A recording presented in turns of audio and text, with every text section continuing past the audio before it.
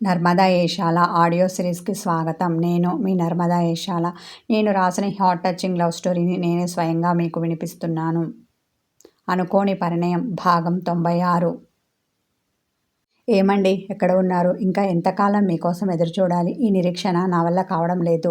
సాధ్యమైనంత త్వరగా వచ్చేయండి అంటూ చేతిలో ఉన్న ఫోటోకి ముద్దు పెట్టింది అనామిక. ఎక్కడో సుదూర తీరాలలో ఉన్న శరత్చంద్రకి ఆమె పిలిచినట్టు అనిపించింది. చిన్నగా కొనుకు తీస్తున్న అతడు ఉలికిపాటుతో కళ్ళు తెరిచాడు. అనామిక రూపం అతని మదిలో మెదలగా భారంగా నిట్టూర్చాడు. అను, నువ్వు నా మీద బెంగ పెట్టుకున్నావని నాకు తెలుసు. అతి త్వరలో నీ దగ్గరికి వచ్చేస్తాను. కాస్త ఓపిక పట్టు. తన హృదయంలో కొలువు తీరి ఉన్న ఆమెను తలుచుకున్నాడు. తన చేతితో తన ఎద మీద చిన్నగా రుద్దుకున్నాడు. గత కొంతకాలంగా బరువెక్కి ఉన్న అతని గుండె ఓదార్పుగా ఫీల్ అయింది. చిన్నగా లేచి తన పనిలో పడ్డాడు. ఉదయం అనగా ఆఫీస్కి వెళ్ళిన మేఘ్ చీకటి పడినా రాలేదు. ఉర్వి 2-3 సార్లు కాల్ చేసినా అతడు లిఫ్ట్ చేయలేదు. ఈయన అంత బిజీగా ఉన్నారా? ఒక్కసారి ఫోన్ చేసి మాట్లాడితే ఈయన సొమ్మేం పోతుంది? అరే, ఉదయం అనగా వెళ్ళారు, ఇంతవరకు రాలేదు. పైగా నేను కాల్ చేస్తే లిఫ్ట్ చేయడం లేదు. అంత రాచకార్యాలు ఏం వెలగబెడుతున్నారో అలుకగా అనుకున్న ఆమె. అనవసరంగా ఈరోజు నేను ఆఫీస్కి వెళ్లకుండా ఉన్నాను. ఆయనతో పాటు నేను వెళ్ళినా బాగుండేది. ఈ ఎడబాటు, ఈ ఒంటరితనం ఫీల్ అయ్యేదాన్ని కాదు. విచారపడింది. అనామిక భోజనానికి రమ్మని పిలిచినా ఆకలిగా లేదని పడుకుంది. అతని తలుపులలో విహరిస్తూ ఎప్పటికో నిద్రపోయింది. మధ్యరాత్రి అవుతుండగా వచ్చాడు మేఘ్. ఓపిక లేని వాడిలా అతడు ఫ్రెషప్ అవ్వకుండానే సోఫాలో పడుకున్నాడు.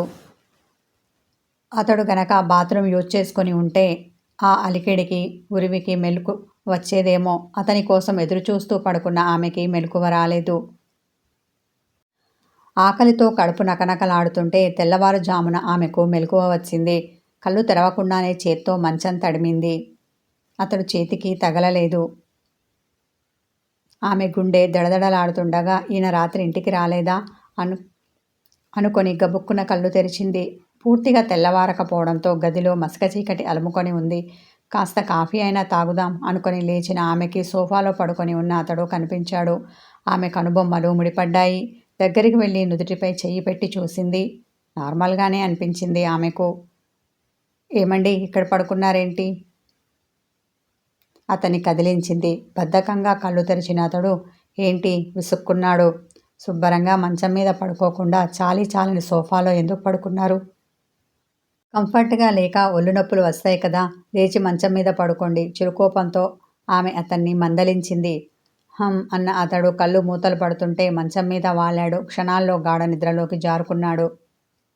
అతన్ని చూసి భారంగా ఒక నిట్టూర్పు విడిచిన ఉర్వి వాష్రూమ్కి వెళ్ళింది. ఫ్రెషప్ అయి కాఫీ పట్టుకొని వచ్చింది. అతని నిద్ర డిస్టర్బ్ చేయడం ఇష్టం లేక బాల్కనీకి వచ్చి అక్కడున్న రెక్లీన్లో కూర్చుంది. తొలిమబ్బు తెరలను తొలగించుకొని సూర్యుడు తొంగి చూస్తున్నాడు. అతనికి శుభోదయం పలుకుతున్నట్టు పక్షులు కువకువరావాలు తీస్తుంటే ఆమె మనసుకు ఎంతో హాయిగా అనిపించింది. ఆ ఉషోదయపు ఉషస్సును ఆస్వాదిస్తూ కాఫీ తాగింది. ఈయన రాత్రికి ఎప్పుడు వచ్చినట్టు, ఎందుకు సోఫాలో పడుకున్నట్టు కాసేపటికి ఆమె బుర్రలో అనుమానపు మొలక మొలిచింది. ఆయన లేవగానే ఆరా తీయాలి అనుకొని స్నానం చేసి రెడీ అయింది. ఈలోపు మేఘకి మెలకువ వచ్చింది. కళ్ళు తెరవగానే ఫ్రెష్గా అప్పుడే విచ్చుకున్న లేత గులాబీలా ముద్దొస్తున్న ఆమెను చూసి ఇలా రమ్మని చేత్తో సైగ చేశాడు. పెదాలు బిగించి ఆమె తల అడ్డంగా ఊపింది. రమ్మని కళ్ళతో సైగ చేసి 2 చేతులు చాచాడు. అతడు ఆమె నడుముకు చేతులు పెట్టుకొని అతన్నే చూస్తూ నిన్నంతా నేను ఫోన్ చేస్తే ఎందుకు లిఫ్ట్ చేయలేదు? చిరుకోపంతో అడిగింది. అతడు ఆమె కోసం చాపిన తన చేతుల్ని వెనక్కి తీసుకున్నాడు. అంతవరకు ప్రశాంతంగా కనిపించిన అతని ముఖం గంభీరంగా మారిపోయింది. ఆమె అడిగిన దానికి సమాధానం చెప్పలేదు. విసురుగా లేచి వాష్రూమ్కి వెళ్ళాడు. అబ్బో, ఇదంతా కోపమే, వెనక నుండి అంది. అప్పటికే తలుపు వేసుకున్న అతనికి ఆమె మాటలు వినిపించలేదు. ఉక్రోషంతో మీకే ఇంత కోపం వస్తే నిన్నంతా లిఫ్ట్ చేయనందుకు నాకెంత కోపం రావాలి? అతనికి వినిపించదని తెలిసినా వాపోయింది. అతడు ఫ్రెషప్ అయి వచ్చేసరికి ఆమె గదిలో లేదు. కానీ అతని కోసం బట్టలు తీసిపెట్టింది. అతడు అవి వేసుకొని రెడీ అయి డైనింగ్ టేబుల్ దగ్గరికి వచ్చాడు.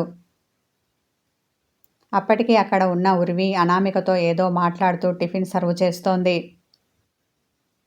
అతడు కూర్చుంటూ గుడ్ మార్నింగ్ మామ్ అన్నాడు. చిన్నగా తల పంకించిన ఆమె రాత్రి ఇంటికి ఎప్పుడు వచ్చావు? అనుమానంతో అతన్ని చూసింది. కాస్త లేట్ అయింది మామ్ అన్నాడు. ఆ విషయం కాల్ చేసి చెప్పాలి కదా. పాపం నీకోసం రాత్రి భోజనం చేయకుండా ఎదురుచూస్తూ ఉంది. ఇంతకు ముందులా కాదు మేఘ్. ఎప్పుడు పడితే అప్పుడు రావడానికి. ఇప్పుడు నీకంటూ ఒక భార్య ఉంది. తను నీకోసం కాచుకొని ఉంటుంది అన్న విషయం గుర్తుపెట్టుకోవాలి. ఏదైనా పని పడితే రావడానికి ఆలస్యం అవుతుందని ఇన్ఫర్మేషన్ ఇవ్వాలి. తను ఆకలితో అలా పడుకోకూడదు కదా అతన్ని మందలించింది.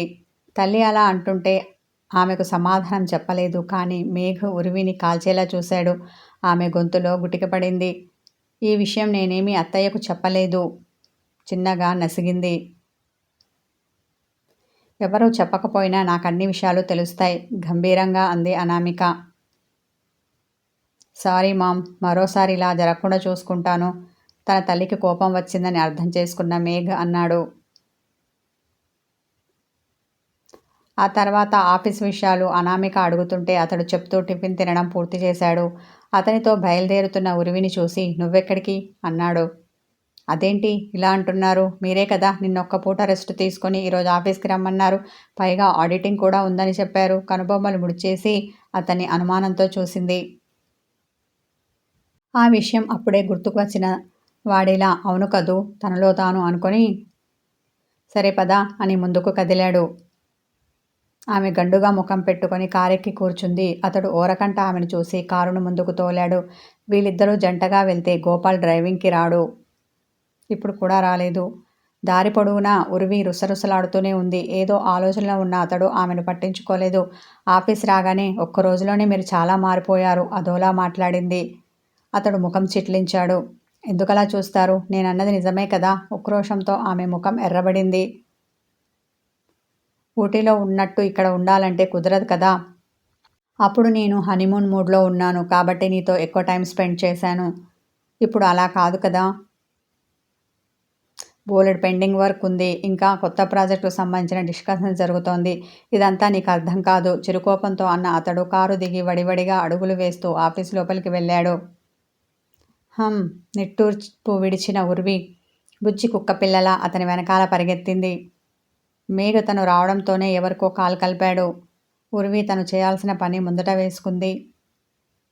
అతడు కాసేపు మాట్లాడి ఉర్వికి ఏమీ చెప్పకుండానే బయటికి వెళ్ళాడు. ఎంత ఆఫీస్ పని అయితే మాత్రం నాతో ఒక్క మాట చెప్పొచ్చు కదా ఉడుకుబోతుతనంతో అనుకుంది. అలా వెళ్ళిన అతలు లంచ్ టైం వరకు రాలేదు. పనిలో పడిన ఉర్వి బ్రేక్ తీసుకోలేదు. అతడు రావడంతోనే తినేదేమైనా ఉందా అన్నాడు. పనిలో లీనమై ఉన్న ఆమె ఉలిక్కిపడి తల ఎత్తి అతన్ని చూసింది. ఆమెను చురుగ్గా చూసి వడ్డించు అన్న అతడు హ్యాండ్ వాష్ చేసుకోవడానికి వెళ్ళాడు. ఆమె కూడా హ్యాండ్ వాష్ చేసుకొని భోజనం వడ్డించింది. మీకు ఈవినింగ్ ఏమైనా పని ఉందా తింటూ అడిగింది. తల అడ్డంగా ఊపిన అతడు నాతో ఏమైనా పని ఉందా అన్నాడు. అవునని తల నిలువున ఆడించిన ఆమె శౌర్యది పెళ్ళి కదా షాపింగ్ చేయమంది అత్తయ్య. మీకు కుదిరితే ఈవినింగ్ షాపింగ్ చేద్దాం అనగానే సరే అన్నాడు అతడు. చిరునవ్వుతో ఆమె పెదవులు సాగాయి. ఆ తర్వాత మౌనంగా భోజనం ముగించి ఎవరి పనుల్లో వాళ్ళు పడ్డారు. లంచ్ తర్వాత మేఘ్ బయటకు వెళ్ళలేదు. రేపటి బోర్డ్ మీటింగ్ కోసం ప్రిపరేషన్లో ఉన్నాడు. అదంతా పూర్తయ్యేసరికి ఆఫీస్ టైం ముగిసి స్టాఫ్ అంతా వెళ్ళిపోయారు. ఉర్వి ఇంకా పనిచేయడం చూసి ఆమె దగ్గరికి వచ్చి ఇక వెళ్దామా అన్నాడు. అదేంటో ఎంత ట్రై చేసినా బ్యాలెన్స్ షీట్ టాలీ అవ్వడం లేదు సాడ్గా ముఖం పెట్టింది.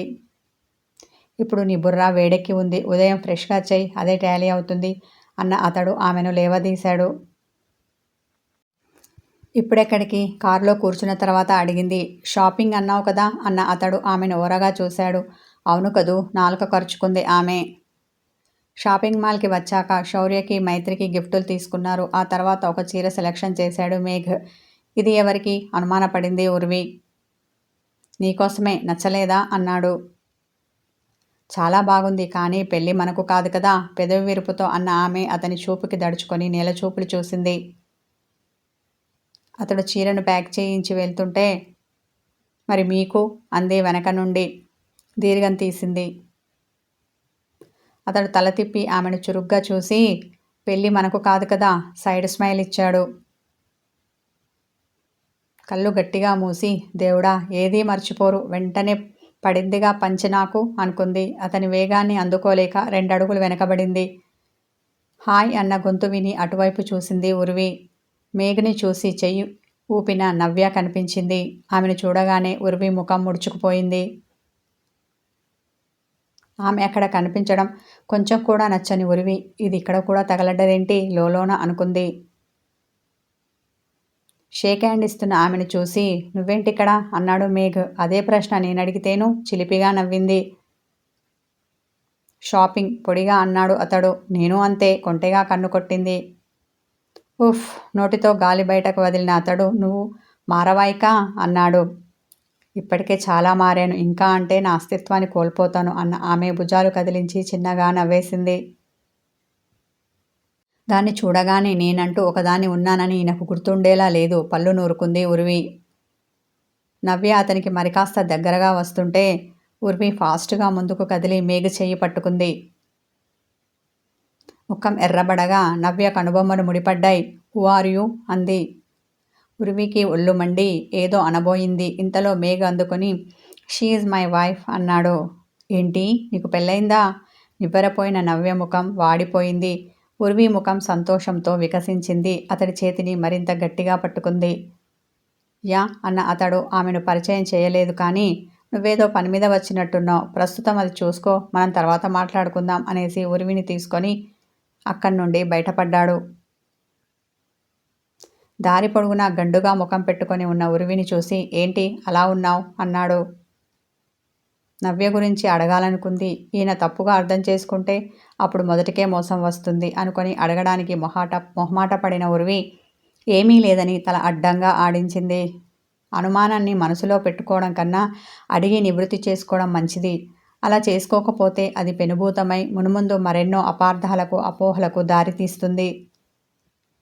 ఉర్వి విషయంలోనూ అదే జరుగుతుందా? ఏమో, దీనికి కాలమే సమాధానం చెప్పాలి. కథ కొనసాగుతుంది.